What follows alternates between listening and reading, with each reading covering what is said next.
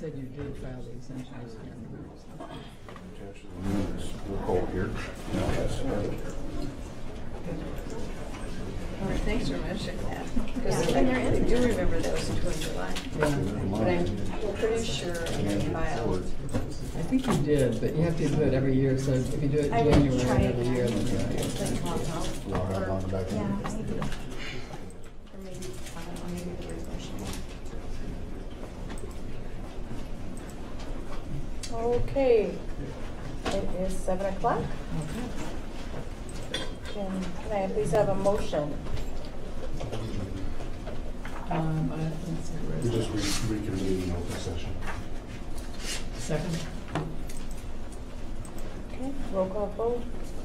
Andrew, Aye. Susan Manning, Susan Fox. Aye. Aye. Peter, Eric. Aye. Lorraine, aye. Ayes have it, motion is carried. All right, we have a special report today, governmental update from Dane County Executive Joe Palisa. Thank you, that was quick. So, you can tell us what you did here. I wish I knew. It's one of those things, you hit a certain age and you just wake up. You know, it used to take So bumping we're into all something. gonna have one of those? It's some sort of pinched nerve thing in my neck, which is supposed to get better. But if you see me moving around a lot, I'm just trying to get comfortable. Trying to get through the COVID. Yeah, exactly. But, you know, you just roll with it. But thank That's you for asking. Thanks for letting me have a few minutes to come in and talk to you today. It's really good to see everyone in person. Good to see you as always.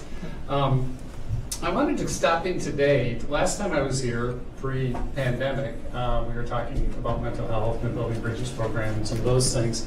I wanted to come in today to talk to you a little bit about our climate change work in Dane County, which might seem a little, coming to a school board to talk about climate change. But I know that you're incredibly in tune with this challenge and, are rock stars with the new high school, the solar array, largest in the state. What did I read? It's On a gonna say- K-12. Pardon me? Largest in the state on a K-12. On a KFO? On a K-12. Oh, on a school. K-12. Oh, okay, On yeah, a that's school. great, yeah. And what did I read? It's gonna save you about $1.5 million over the lifetime. Right. That's just fantastic. So thank you for doing that. It's just such a great example of us helping young people lead. And I think one of the reasons I wanted to, come and talk to schools about our work is that, as you know, this issue is front and center for young people. This is their planet that we're leaving them, and they see what maybe we didn't see soon enough. And, we really owe it to them to continue to partner and help them address some of the shortcomings that they're inheriting from this planet that we've had the honor of walking on for a few decades ourselves. So again, thank you for that. I'm really, what I like about this is this is contagious, right? Other districts see you do this, other units of government see other units of government doing this. We do the work in Dane County, people come and look at what we're doing, and we can make such a difference on the local level. Sometimes it's kind of discouraging when you look at the federal level, step backwards, step forward, state level, step forward, step backwards, some good news, some not. And we can accomplish so much on the local level. So I thought I'd give you a brief overview of what we've done in county government and how we're hoping to even expand on that and bring more folks in. So it's probably been about 8 or 9 years ago now, we started looking at climate change from an adaptation standpoint to begin with. How would a changing climate impact what we do in county government? So we partnered with the university, and they did a study for us on how climate change would impact us locally. We're all aware of forest fires out west and hurricanes and all the things that we read about and see on the news. But our question was, what are we going to have to deal with locally? And so the work came back, and it told us really what we've been seeing since: warmer and wetter weather. More 90-plus degree days in the summer, which we're sure seeing now. When you were growing up, we have 90-degree days in June. It's just that you can really see the difference, and it's come sooner than we thought. And then what we all experienced, and what people in Monona are certainly sensitive to especially, is flooding due to increased rainfalls. And not only are we having more rain, but we're having more rain at once and more intense rains. 2018 was certainly a wake-up call for all of us, and that's a little glimpse of the future. So internally, in county government, adaptation-wise, we had each one of our departments look at their forward planning through the eyes of how is the changing climate going to impact what we do. So emergency management, it impacts what they're going to do. Our human services department, more people in need of cooling. Our public health, what kind of diseases, insect-borne diseases, for example, are we going to be dealing with that we didn't before, et cetera, et cetera. And so we've built all of that into our kind of hazard mitigation plans for each department and our continuing operation plans. But beyond that, then we started to look at, well, what can we do to do our part to reduce greenhouse gas emissions and help be part of the solution? So we started early on, probably over half a dozen years ago, dedicating a couple million a year, first of all, to energy efficiency. Best return on investment. There were a lot of county buildings, a lot of old buildings. Not only is it an easy and right thing to do for the environment, but you save money pretty quickly. In a few years, it's usually paid for itself. And we all know that operating dollars are scarce, and the fewer dollars that are going to the utility bills, the more money we have for services. Then we assessed all our county facilities for their ability to accept solar. And right now we have 17 very different solar facilities on different buildings, from small to medium to large, the job center. Our biggest solar array so far is out at our airport. You might have seen it if you drive by there on Highway 51. And that's a really unique partnership. We identified some land at the airport. We were looking for places we could do more solar. And we found some land, because that's one of the things when you're a local unit of government and you have an airport, you're going to have some land that you can use. We had it analyzed to make sure when it create glare for pilots, if there was solar on it. Then we reached out to MG&E and said, hey, we'll lease you this land at market rate. If you will construct a solar field on it, we will buy all the electricity you can generate there. And because the cost of solar and wind has come down so much, it made sense for them to do that. So they had a guaranteed customer. It cost them much less to build that than it did. Would have, buying more coal, et cetera. And so today, that is a 9 megawatt solar field. It supplies about 40% of the electricity used by county government operations. And because of the deal we were able to cut and the inexpensive nature of solar now, we're paying $100,000 less per year for that electricity that we're buying from them. So they get a guaranteed customer, we're using more renewable electricity, and we're saving taxpayers $100,000, actually closer to $150,000 depending on the year, off of our electric bill. So our goal is to be 100% offset, which, the first X percent is easy, but then it gets a little more challenging. So what we did then is looked for the next place we could build a large solar field, find a partnership. We knew we needed about 17 more megawatts of renewable. And so we found some land came up for sale out by across the street from the landfill, across AB from the landfill in the town of Cottage Grove. And we purchased that, and we're in partnership with Lion Energy right now, and they're in the process of building what will be I believe a 17 megawatt, about 33,000 solar panels, solar field that will flip the switch on right after probably around the first of the year. And when we hit that, we will be the first unit of government in the state and one of a handful in the nation to have achieved 100% offset of our electricity. And we're really excited about that. We're really proud of it. Not only because we want to do it, but again, to be kind of a role model for other folks to see that there are ways to do it. You can make it through that. Then we're doing some really innovative stuff. Speaking of that area, out at our landfill, as you probably know, landfills create methane gas, which is incredibly powerful greenhouse gas, which is the bad news. The better news is it's shorter lived in the environment than CO2. And so if we want to reach some of those immediate reduction goals, we really have to be addressing methane whenever possible too. So what we do at the landfill, we extract the methane that's generated from the trash that gets sent there. We clean it and compress it in a facility that we built a few years ago. We invested about close to $28 million to build a facility. It was a little bit of a chance we were taking. Again, we were the first. We wanted to do this. We were confident it would work. And we felt like we had a role in being the first to make it more, doable for other people to do too, because they could follow what we do. So we built it, it's worked. We take that fuel from there, we create renewable compressed natural gas, and we do two things with it. One is we power a number of our own vehicles. We've been adding compressed natural gas vehicles to our fleet, especially with our big highway trucks, that get about 5-6 miles a gallon and run on diesel with snow plows and highway trucks. And we have about 100 vehicles now running on renewable natural gas. Costs us about $1.50 a gallon. Diesel's $5, whatever now. So again, we're saving tax dollars. It's the cleanest transportation fuel available, unless you're doing, like electric charged 100% by solar array. So the greenhouse gas offset is huge. And then we have a lot of excess that we don't use. And so we sell it into the gas pipeline. We got lucky. There's an interstate natural gas pipeline literally goes through our property at the landfill. And so that's where we built the station by that pipe.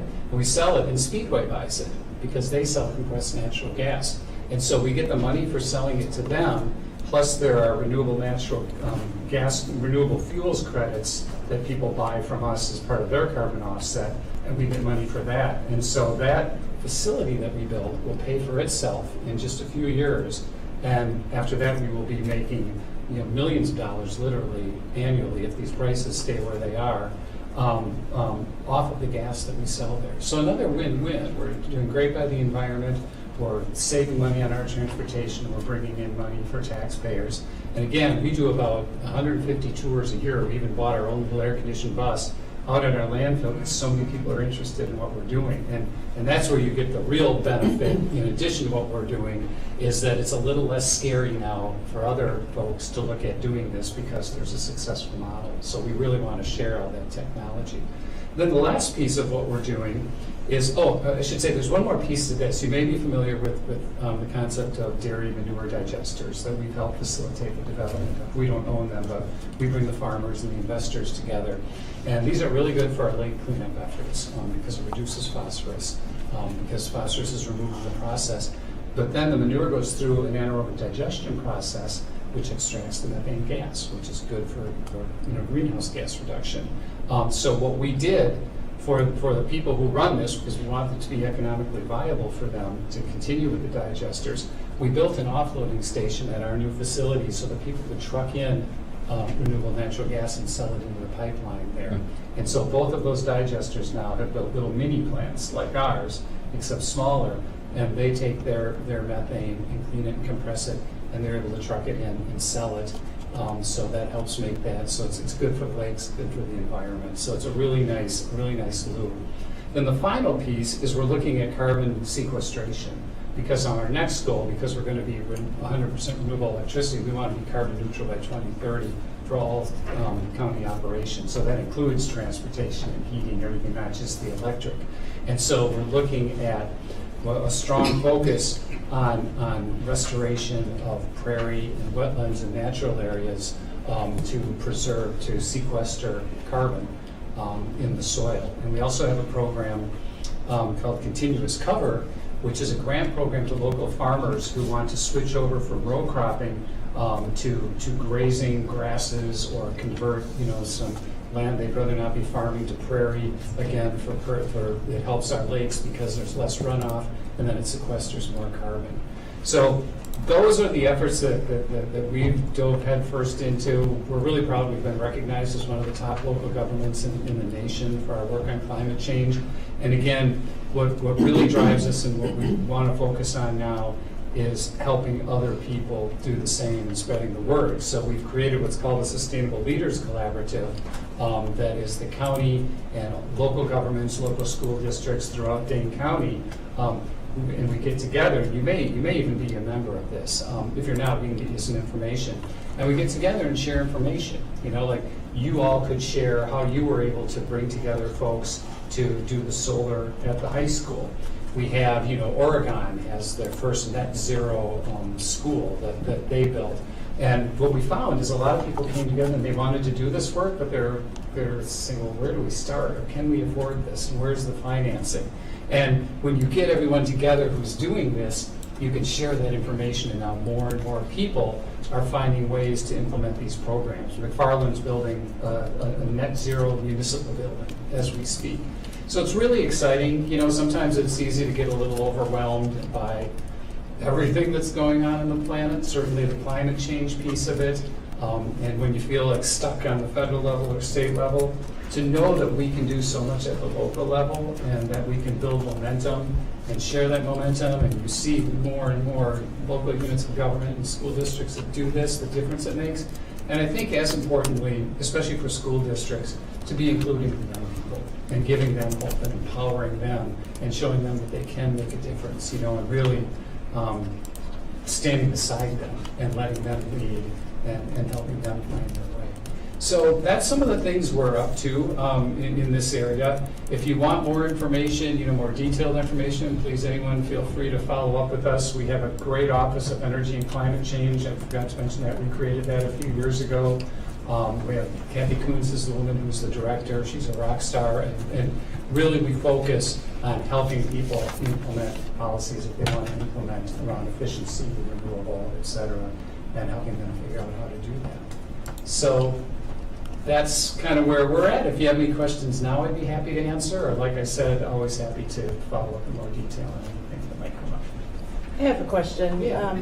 So for any of the opportunities that you mentioned, are there any opportunities for students to get involved in any of these projects? Yeah, so we work with a local group, and it probably has some of your students in it. And I'm trying to, is it the Youth Climate?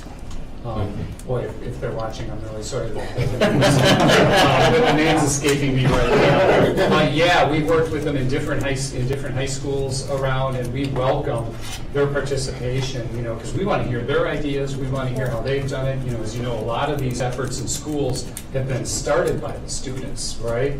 And we want to help them be successful. You know, if they want ideas, we're happy to share, or if they have ideas and would like our advice, we're happy to share our advice on how they can get from point A to point B.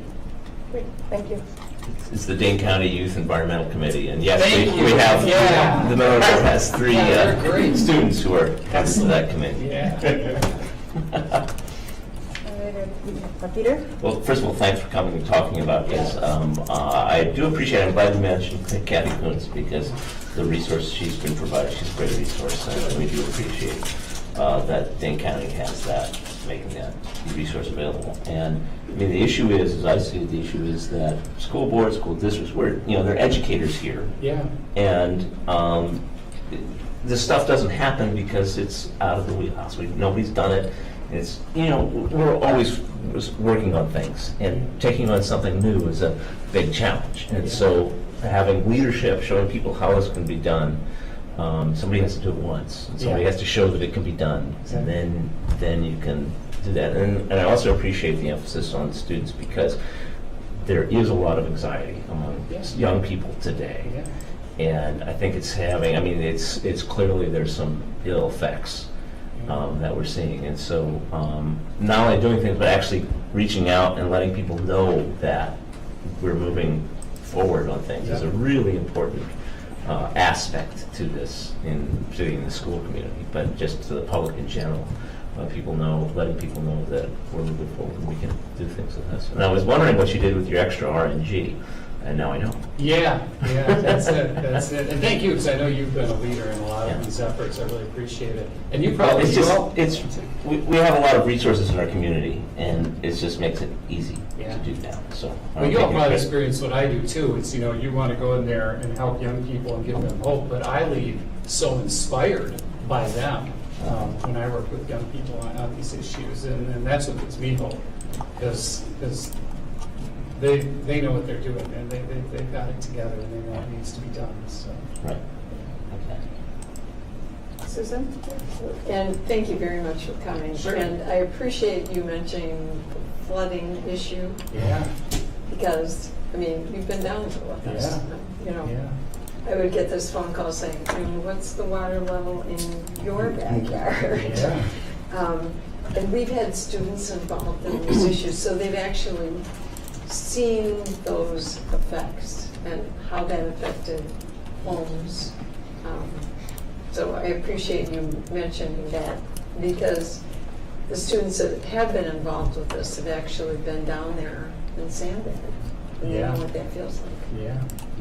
You know, I should mention too, I'm sure you're aware, one of the kind of adaptation, whichever term you want to use, efforts we have underway is this dredging project that we Yes. have, dredging the channels Yes. between the lakes. And where are we now? We did Wingram and Monona. We're heading down, on the other end of the chain of lakes towards Gaganza, because obviously we want to make sure everything is opened up before we open it up from Monona. We don't want to flood you even more. We want to make sure it has what this is it's all the channels between the lakes, kind of like 4 tubs of water with clogged up drains between them. We're going and we're dredging all of those channels so we can increase the flow out. And those channels are full of basically construction site runoff from the last 100 years. It's pretty much pure sand and rock. And where we're at right now over by Babcock Park in McFarland, we take that out and we put it into a pit and it dries it. And it's actually construction grade now, and construction companies are coming and getting it and using it for foundation under road projects and that sort of thing. So it's really Well, interesting. and you've actually, it's my impression that you've taken a step and actually purchased some of your own equipment so that you could do that, because it was always contracted out. Yeah. And again, I think you really looked at that flow, particularly on like Monona Mhm. in the Bay Area. Yeah. It has a significant dramatic effect Yeah. as the hair starts to open up Yeah. in terms of home safety. Absolutely. Yeah, we did purchase our own equipment because it got hard to contract for because so few people did it. And so we supplement some with that, but the main piece we do it because we can control it better and get more done faster instead of having to figure out the logistics of the other piece. So it'll still be a few years because, obviously we're doing one section every year, but we're making good progress now. So. Peter? Switching topics. Yeah. To mental health. Yeah. And about recent initiatives from the county Yeah. to improve services to students. Yeah. Can you tell us? Yeah, so we have a couple of things. You're familiar with building bridges. We do have a competitive grant program out right now using some supplemental ARPA funds that we have. That we've worked with the districts to kind of get an idea of the best way to go about it. And so I think that RFP is out as we speak for folks who are interested in trying to add some additional staff for a couple of years from that. And then, we have a lot of different initiatives. We're moving forward with a triage and restoration center, which is to have another emergency service for people who don't know where to go, who are in a mental health crisis, who, or currently the only alternative might be going to jail, which is not the place someone wants someone to go. We did also open up this, and thank you for asking this, that just for everyone's information, because we opened up during the pandemic, so it's just kind of getting in person now, but it's still available over the phone, a facility called the Behavioral Health Resource Center. So our goal here was to have one place people can call when they don't know where to start. And we've coordinated with all of the mental health and healthcare providers in the county in creating this system. You can call there and you're going to get a real live person at that building in Dane County. They're on Badger Road. And they will stay with you. If it's you, if it's a loved one, if it's someone you know, here's what's going on, where do I start? And they'll help you navigate this incredibly complicated system. They'll look, do you have insurance? Do you not have insurance? What kind of insurance do you have? Okay, can we plug you in here and help you through? And then that person will stay with you for, I think it's up to 30 days, so you don't have to call back and look for a different person. It becomes almost kind of like a caseworker with the sole purpose of helping connect the person in need with the proper services that are available to them.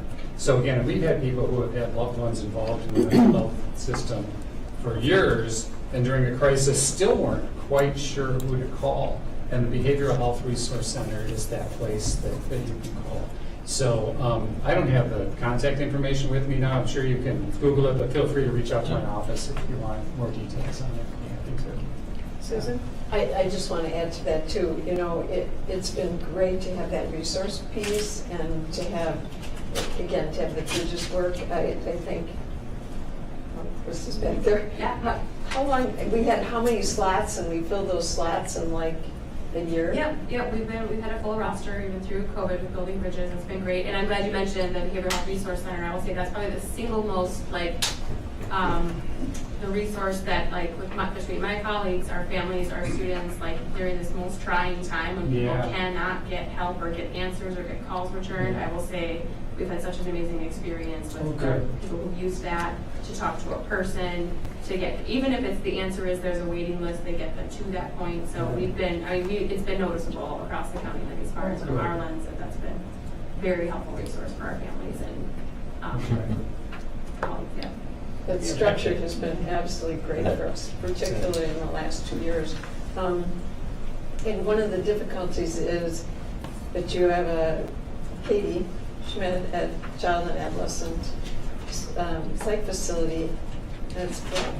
Yeah. You know, and how do you, and then, so they expanded, and they still, can't meet the needs that have manifested in the last 2 years. So it's really wonderful that that county support. Yeah, thanks. Yeah, we'll do our best. And you're right, though. There's so much need out there right now, and finding enough providers is just a chronic challenge. But, keep trying. There's this new program, 1.5 million, that's specifically aimed at schools.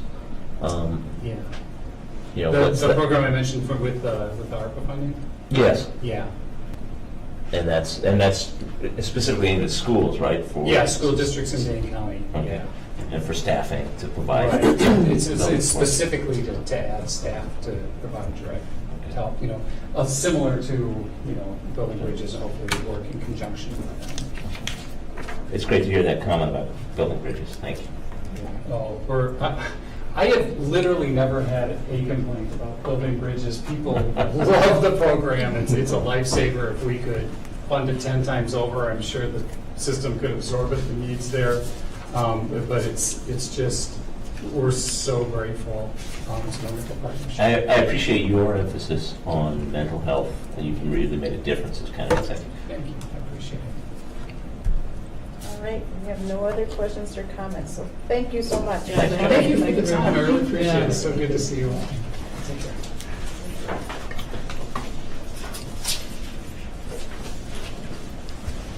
All right, there are no public appearances.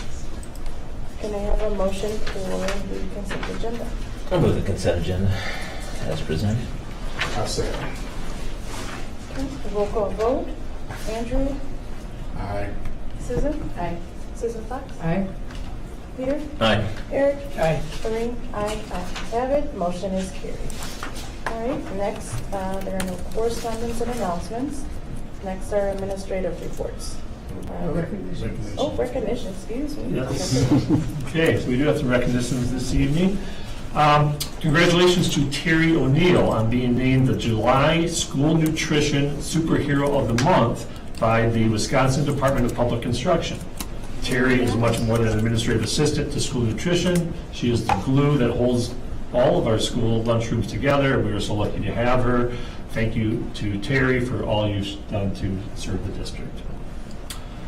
As summer school is coming to a close, we're sharing some of the exciting educational opportunities students have had this year, including creating tree houses, parachutes, testing chemical reactions, making animal toast, and a special thanks to our summer school staff for all their hard work. And there's some links in your board docs to some of those activities. And lastly, congratulations to Winnequa Phi Ed teacher Ryan Kleppe, who was recently named to the UW-Whitewater Intercollegiate Athletics Hall of Fame. Ryan was a defensive lineman for 2 WIAC championship teams and 2 national runners-up during his 4-year career with UW-Whitewater football team from 2003 to 2006. Ryan has been a teacher with the Monona Grove School District since 2018.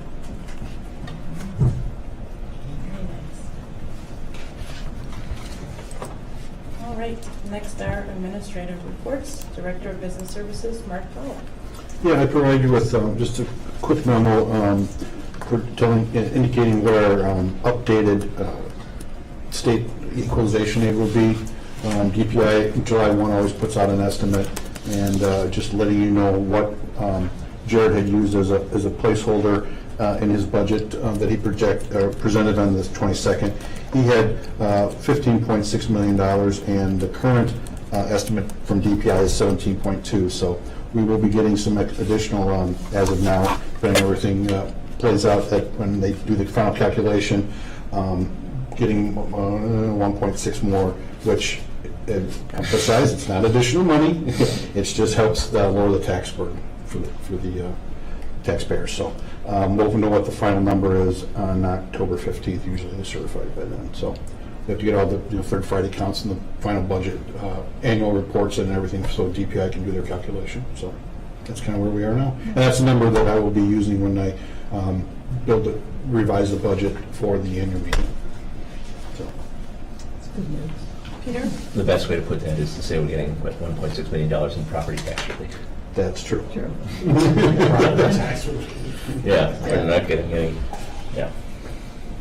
I do appreciate you making that clear, because there's still a lot of people that doesn't. I think it's important to state that every chance we get. Yeah. Yeah. All right, thank you, Mark. Next is the superintendent report. Dan? Okay, I just have two things that I'd like to provide a short update on tonight. First of all, with regard to staffing. So as you are well aware, these last several years, our hiring season really goes throughout the entire summer, right into August.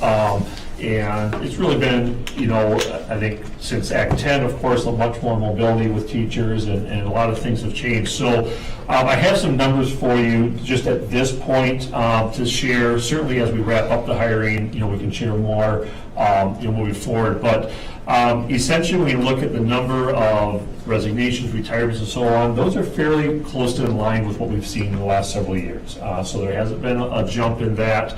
I think you're aware that the one noticeable change this year is, unfortunately, we've had a number of teachers who have resigned, who have left the teaching profession.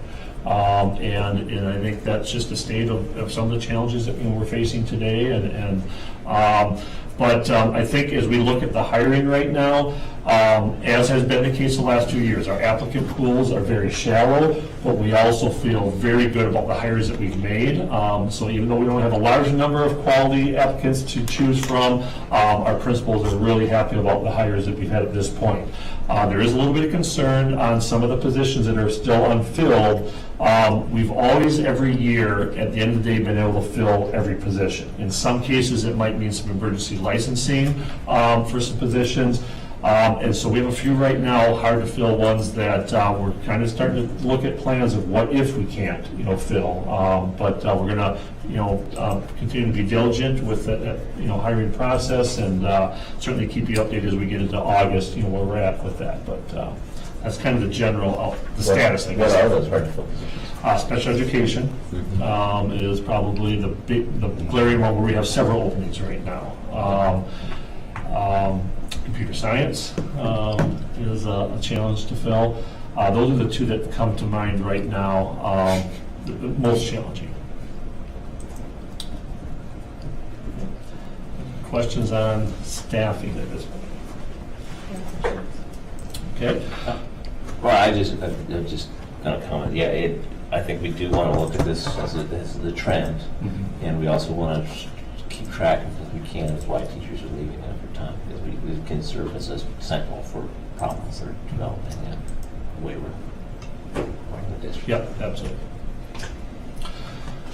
Okay, second thing I'd like to update you on is with regard to safety and security. You may recall back in February, the board approved an agreement with the Middleton Cross Plains School District to share a safety and security coordinator position. And so I attached that again just as a reminder of what the job or position description is for that individual, and things that we're looking to do throughout this year. And so the person that has been hired, his name is Jim Blodgett. Jim has been a longtime employee of the Middleton Cross Plains School District. He is an educator by trade. He was a high school math teacher for many years. Moved in then to the IT support department, and then has been very instrumental with part of their safety and security planning team, over the last several years. And so Jim started with us on July 1st, and And so I've met with them a couple times, the first day, then we just had a check-in meeting yesterday, and I can just share in general some of the things that we're working on initially. Right now, the most important thing, of course, is looking at September 1st start date. What do we need to have in place, when the students return? And so he's in the process, of course, meeting with a lot of individuals. And so looking at, confirming our standard, response protocols, and, things like our incident command structure. He has had an opportunity to meet with the police chiefs from both Monona and Cottage Grove. Along with that, one of the things that we'll be looking at doing, we've kind of settled on a committee structure that we'll put in place. Again, the goal is for him to facilitate this so that this is not a permanent position, so that after he leaves, that we have things in place to continue what we're doing. And so, to be honest, these last 2 years with the pandemic, we fallen behind a little bit and maybe not have been as diligent as we should have been, and that was the reason that we brought forth this, even back in February. So we've kind of agreed on a committee structure. One of the things that will be part of that is the continuation of our SRO program evaluation. So that will get tied into the safety and security piece. And so one of the things, most importantly, as we look at these protocols is the committee will be made up, of course, of administrators, teachers, and most importantly, student services professionals, so that we look at even things like how we are doing drills and educating our students, that we're doing it at an age and grade level appropriate way. It's something that we've worked on really hard over the years, but I think it's an opportunity to take another look at that. And again, Jim brings a wealth of knowledge. He's not going to come in and say, you need to do this and this, but he's going to facilitate those conversations. We've got the staff that can do it and has, but to really formalize the process. And then the documentation as well, of course, is something that's always hard to keep up with. On writing our safety plans. We are compliant in that we have requirements of submitting things to the Department of Justice that have been approved, but in all honesty, we can do better with that work. So those are really the biggest things right now, is making sure that all the response protocols, our administrators and teachers are really clear where we're at with that on September 1st, and then having a clear training calendar and process in place for the school year. Yeah, Susan? I'm sorry, Dan. I think one thing that might be helpful to the board is to not just have a report, kind of have just a 15-minute presentation on more about this. When I read the material, I just had so many questions. I mean, first of all, we're sharing one person who's basically, effectively, was a Middleton employee. So are they going to have an office here? Mm-hmm. They are? Yes. Okay, and then let's say people wanted to come in and discuss this plan with this person. Are we going to have kind of a time frame when they're available for that? Because parents are concerned about this. Okay. So again, Well, yeah, I can answer that. Most of our plans are confidential. They're not available to the public. Oh, I mean, okay. that's, for security reasons, but there would be, again, I think it would be reassuring to a PTO group if you came in and said, these are confidential, we have these, we have the structure, we've done the training, and that's all documented, that's either being evaluated and has been done or is going to be done. Mm-hmm. We have some significant expertise in this community through the Dane County Sheriff's Office. People have experience actually doing this. And it may be, you talked about a committee, and maybe we include residents, maybe two, one from each community, or maybe the SROs and a community member, so that this person understands the concerns of the community about the safety. I mean, I know what their expertise is. The job description looks very good. I think what I'm really missing, and it's probably my own shortcoming, but is structure of what this person is going to do, what a time frame is for the work being done, kind of a memorandum of understanding saying, this is what I know they're going to do, this is the time frame that we expect to accomplish it in. I mean, we're paying 50% of the cost here, and I want to be reassured that we're receiving 50% of the work. That school district is twice as big as ours. They have 12 schools, we have 6. They have 7,600 students, we have, what, 34? I mean, so it does make you wonder, community members, when they looked at this, that I don't understand that we're really getting 50%. But you've assured us that we are. That's part of the contract. I think it would help me to see more of the structure of what you plan to do and get done this year. Because I know you have it and you've thought about it a lot and you can see that in this material, but it would be nice to have it just kind of laid out in a format. Yeah, I'll be glad to give regular updates to the board, That would be throughout the great. year. And, That would be super. Yeah, and I can just tell you, he is in the district every other day, so he is with us 50%. Well, that is, but see, I was not aware of that. So some of it is just making sure, and we got this material, but we didn't just get that piece. And, you know, the structure piece of how, and so are you, this The report person's directly to me. immediate supervisor reports directly to you? Yeah. Okay, no one else in between, but, Right. okay, Yeah. all right. So he's been, and just to be fair, he's been with us for 4 days. But He hasn't figured everything out yet. Well, and it would be helpful, just a little intro on kind of what the safety audit process is, and they're gonna do one in every school, is that correct? Okay. And then kind of, Well, again, the timeframe. Yeah, most of the processes are district, process. We don't individualize it for schools, other than, by grade level. I thought they did do that in, Well, the protocols are district protocols. no, I meant the assessment. Sure, but then how we implement those, of course, Yes. they vary by Yeah. grade level, no doubt. Yeah. I was just looking more at the safety audit itself and seeing that, and again, just so that we can evaluate ourselves in terms of, we would really like to have this done by March of 2023. And then some expectation for reporting out and as to where we are, just like in your superintendent's report. I just want us, I think this is a critical time in our lives to be accountable for this issue. So I think there is an expectation of the community that we do that. Sure. So I appreciate that. Absolutely. No, I really appreciate that, Susan. And I also just want to be clear that, the community outreach piece, at the end of the day, is my responsibility. Jim is basically, again, facilitating, and he's more of a consultant type thing. And, but he is, an employee and to coordinate this. But at the end of the day, they said it's my responsibility to have all this in place.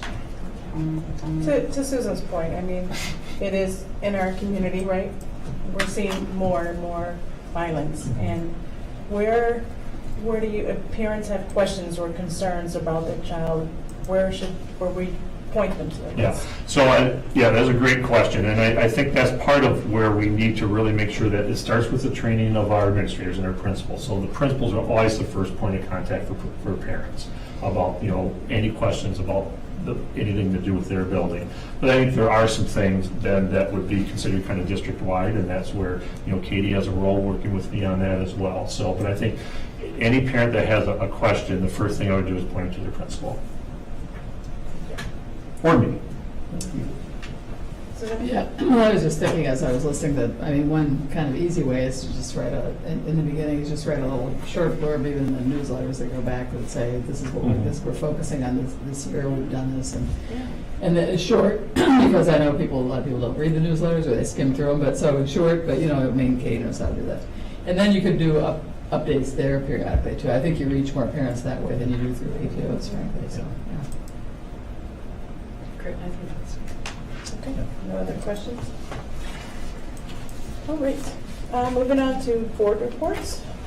Monona Growth Education Foundation, Susan Manning. Okay, I do want to apologize, I was unable to attend this meeting due to some family issues that we've had several losses in the last 3 weeks. And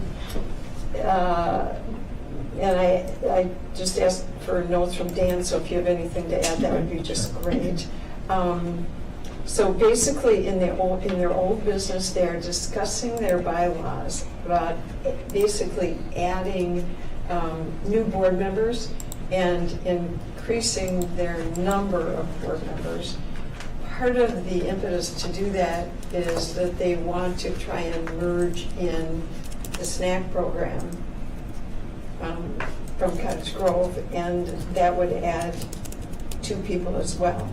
They did approve 4 new board members, Kathy Bernards, Abby Eddington, Keenan Jones, and Wendy Perkins, with their terms to expire 12/24, so if you know those people, that's great. They're also discussing a creation of an investment committee, which I think is a really good idea, just for them to follow that. And of course, they're working diligently on the golf ball drop.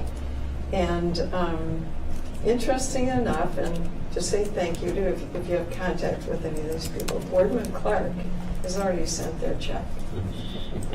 And of course, we haven't sent the letter out. Again, they did annually, and that's wonderful that they support this piece.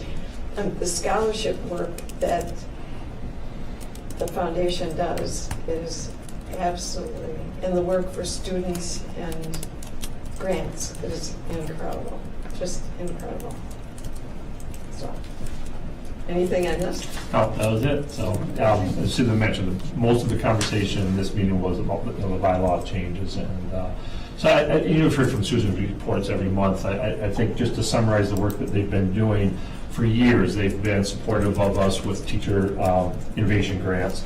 And what they've really branched out into these last couple of years now is the idea of looking at providing support for individual students and families that might have particular needs. And so trying to work through, Chris and their student services staff, what's the best way of identifying those needs and how do we, get those funds to support those students. And so, I certainly appreciate their efforts. And as we talk about, our needs of the district and budget challenges, certainly we appreciate every dollar that we get from the foundation. So, but it's awesome that they've had a number of new members come on, and I think that was the reason for the change in the bylaws to really expand, their membership. So,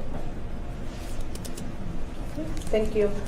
All right, next is the Ad Hoc Sustainability Committee. Thanks. Last Thursday, the major issue in front of the committee is to preparing our report recommendations for the board. It's something I hope to have largely done in June. Unfortunately, my situation, I just had no time to dedicate that in June. So, but it is sort of our main focus right now. We've got a draft, and the draft is going to talk about essentially 4 areas of recommendations. One would be administrative responsibilities. The second would be how to continue to involve the community expertise that we have.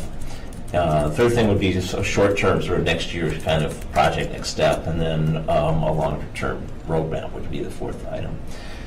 In preparing the report, one of the things it stands out, and I went back and looked at the numbers. In 2006-2007 school year, we spent $1 million. We spent on energy, and we were the 93rd percentile in terms of energy per student. We were actually ridiculously high. The amount of money we were spending per student on utility bills was ridiculously high. We were higher than any other district anywhere near our size. The only ones who exceeded us were like small districts up north who have special issues. And the last data, the DPI data that's available is 2019-20 school year, and we spent $800,000 on utility bills, which is, quite a bit less. Now, there's a lot of reasons for that.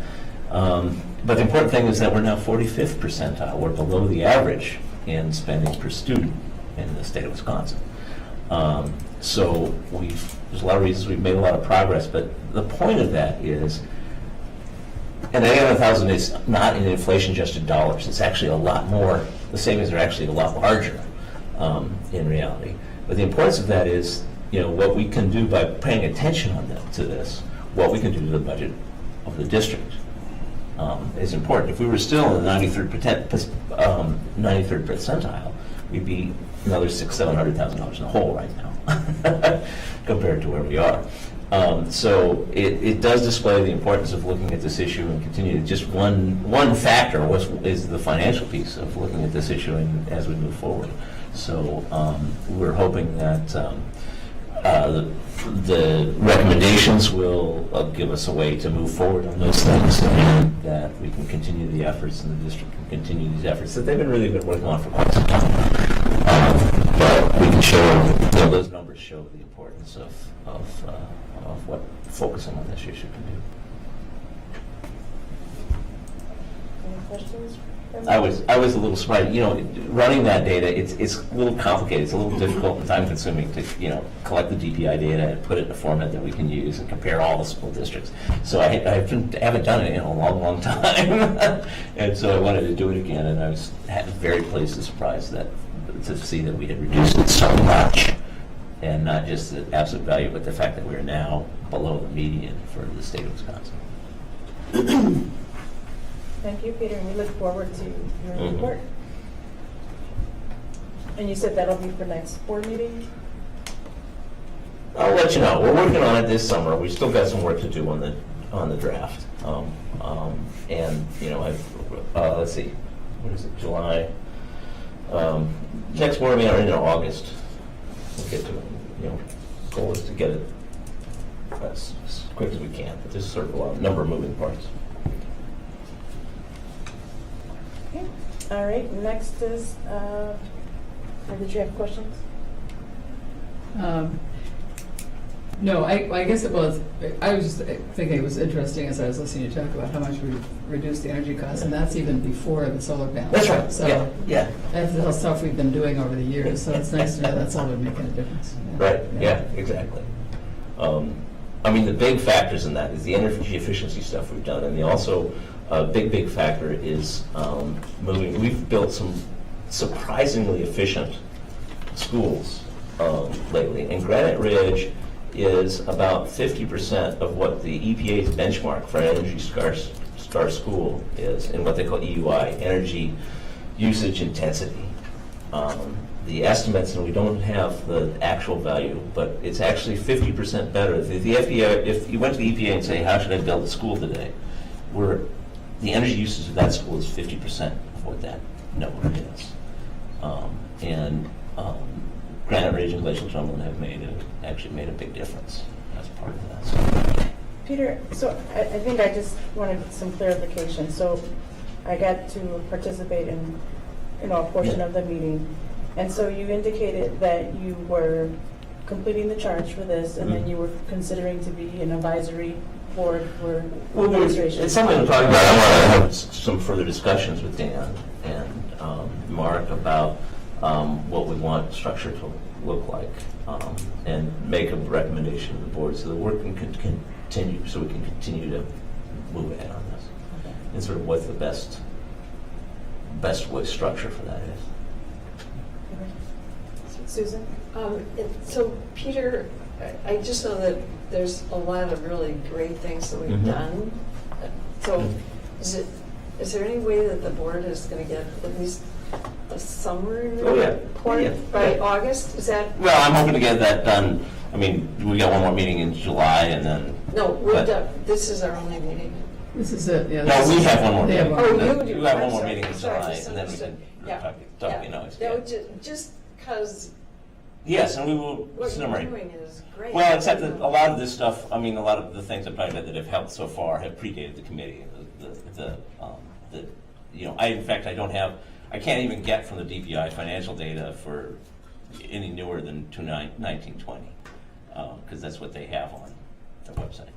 But And I'm sorry, I see Yeah. your answer. Just, so the recommendations that you said you have a draft, Mhm. will you provide that to the board? So that Yeah, they can yeah, see yeah, it? that'll be, we'll do a report and recommendation of what I believe, I'm planning to do this in August. Okay. Okay? Well, yeah, I guess that was my question, because I see it on the agenda under action items, Sustainability Committee recommendations, and it's my understanding that essentially the charge has been completed. So I was kind of Well- saving this part to talk about it at that point. Right. Because I understand that your committee had like a couple pages of recommendations that they discussed at this last meeting, or had some, and I just wondered, as Susan Well, said, it would be nice to know com- kind of where we are. Well, that's to complete the charge. The charge just says we have to make a report and recommendations. Right, And right. that's and so we're working on that to complete the charge. Okay, so that's the last thing after this. That's right, yeah. So, And it's I guess complicated. Now, since we're talking about it now, I guess the other thing that because I looked, when I saw this on the agenda, and then I looked at what documents we had, the documents are simply the charge Right. and the list of members, which is way out of date. Yep. And I guess I'm a little concerned about that because it is a board committee, and we don't even know who's on the committee now, because there's a board member listed who's been off the board for 2 years. I know there's a new student who seems to be a wonderful addition, Mhm. and I guess, I hope, when you do your report, it makes sense to include the Yeah. names of the people that worked on that, but I Mhm. hope you'll, Yeah. and we have a process for adding new members. Yeah. They need to be appointed by the president, and I don't know if that's Yeah. all, it's just, so I think, Sure. when you do the report, I would for sure like to see it by August, sometime in August, if not the 10th and the next meeting. And then I think part of what the board needs to do then is, and I understand what I heard you just say was that you'd make a recommendation to the board about how to continue, That's what we do, is yeah. that then, because it is a board committee, that we should then discuss, and it's been an ad hoc committee, Mhm. so that when we accept the report, and just, accept a copy of your recommendations, whatever it is, then I think the board needs to have discussion on Yeah.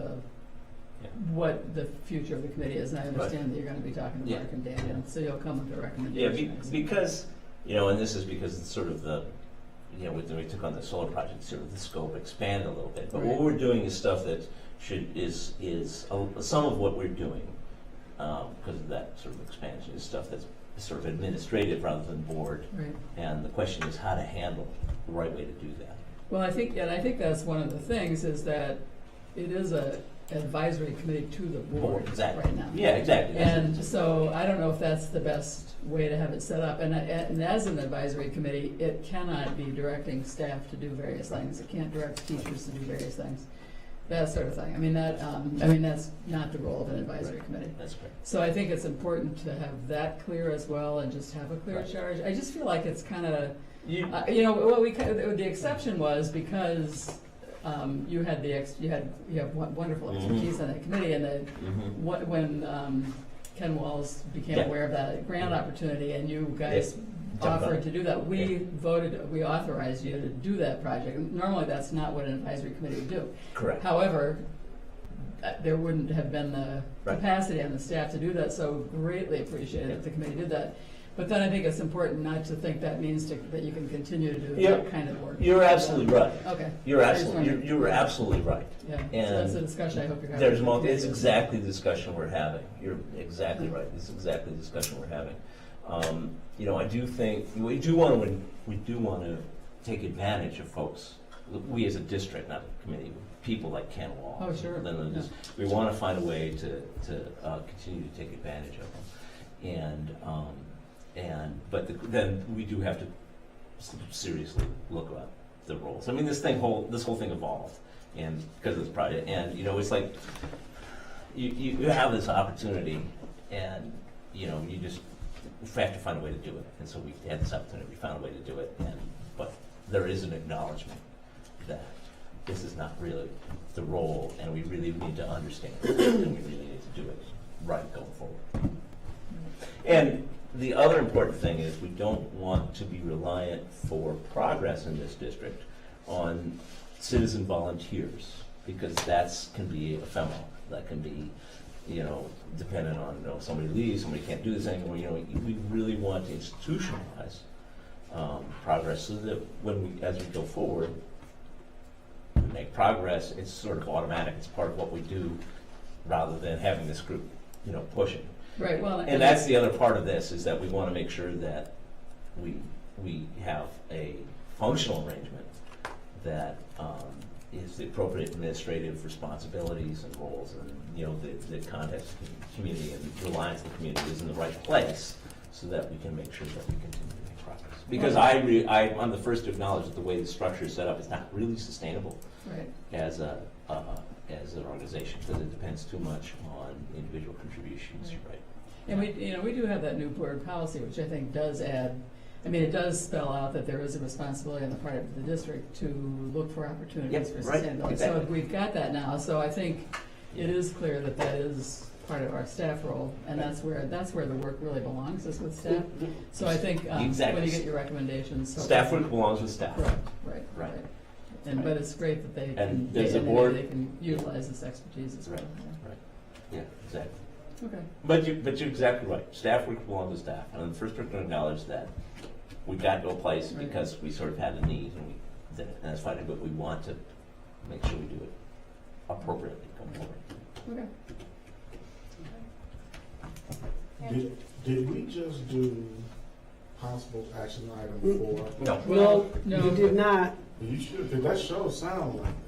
Well, we were We're discussing. discussing Well, about because report. it was starting to sound like there wasn't going to be much, because the recommendation, I took from this that we were going to see those recommendations tonight, but it sounded like now we're. I'm not ready. We're not ready. So Yeah. that's why when our discussion think you started, I just just thought. don't need it. Okay. Yeah, yeah. But clarify that, then we'll know what time we're gonna be down there. So when we get to that agenda, is there a We could plan just- to not?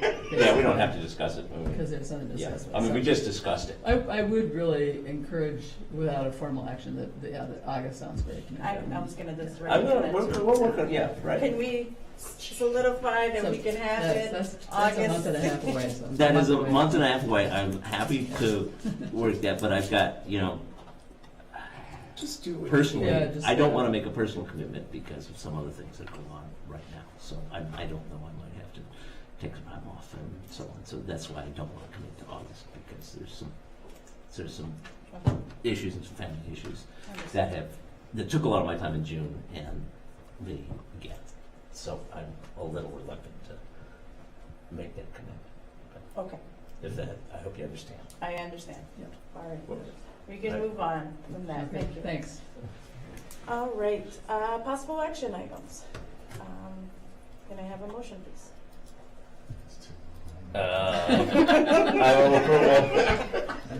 I move approval of the annual declaration of parent notice district students' academic standards that will be in effect for the 2022-2023 school year pursuant to section 120, paragraph 12, 13, and section 118, paragraph 3, 1G and A of the state statutes as presented.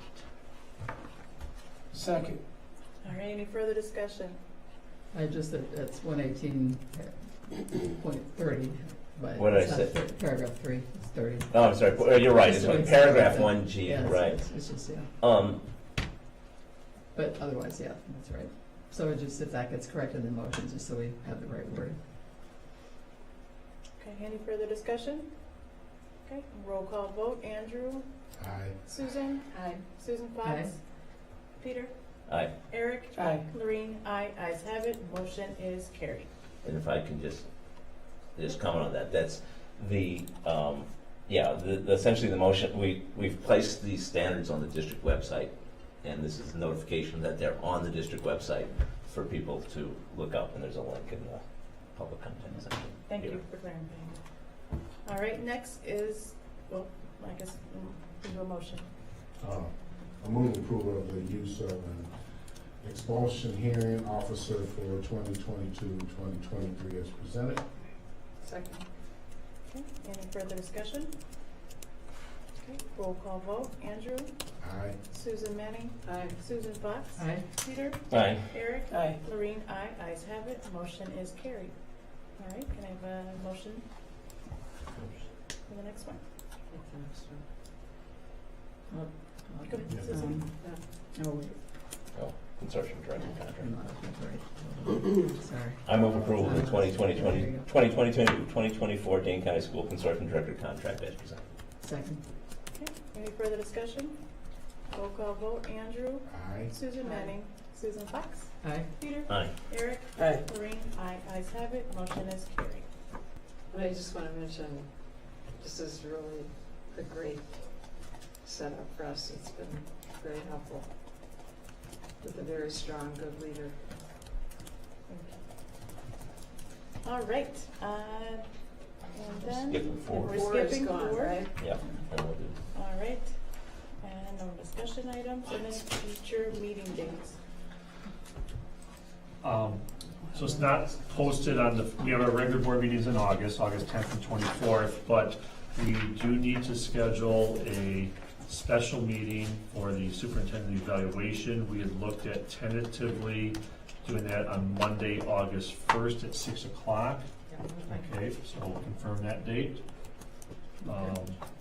I'll reach out to Elizabeth to confirm with her availability. And a reminder to the board, and Dan, I will not be at the August 10th meeting. I'll send you an email reminder, Maureen. Okay. All right, with that, I'm gonna have a motion for adjournment. I would move to adjourn. I'll second that. All right, all those in favor? Aye. Carried. Have a good-